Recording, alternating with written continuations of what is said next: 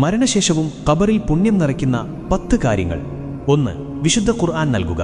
ഒരാൾക്ക് ഒരു ഖുർആൻ വാങ്ങി നൽകുകയോ അല്ലെങ്കിൽ പള്ളിയിലോ മദ്രസയിലോ ഖുർആൻ ദാനം ചെയ്യുകയോ ചെയ്യുക.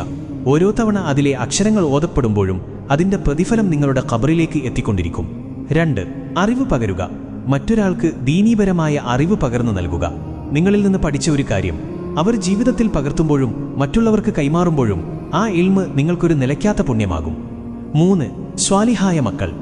മക്കളെ ദീനീബോധമുള്ളവരായി വളർത്തുക. മനുഷ്യൻ മരണപ്പെട്ടാൽ 3 കാര്യങ്ങളൊഴികെ മറ്റെല്ലാം മുറിഞ്ഞുപോകും. അതിലൊന്ന് അവനുവേണ്ടി പ്രാർത്ഥിക്കുന്ന സൽസ്വഭാവിയായ സന്താനമാണ് എന്ന നബിവചനം എന്നും ഓർക്കുക. 4. ജലസേചനം. ഏറ്റവും ഉത്തമമായ സ്വതക്ക ദാഹിക്കുന്നവർക്ക് വെള്ളം നൽകലാണ്. ഒരു കിണർ കുഴിക്കുകയോ പള്ളിയിലോ പൊതുസ്ഥലത്തോ വുളൂ ചെയ്യാനും കുടിക്കാനുമുള്ള സൗകര്യം ഒരുക്കുകയോ ചെയ്യുക. 5. പള്ളി നിർമ്മാണത്തിൽ പങ്കുചേരുക.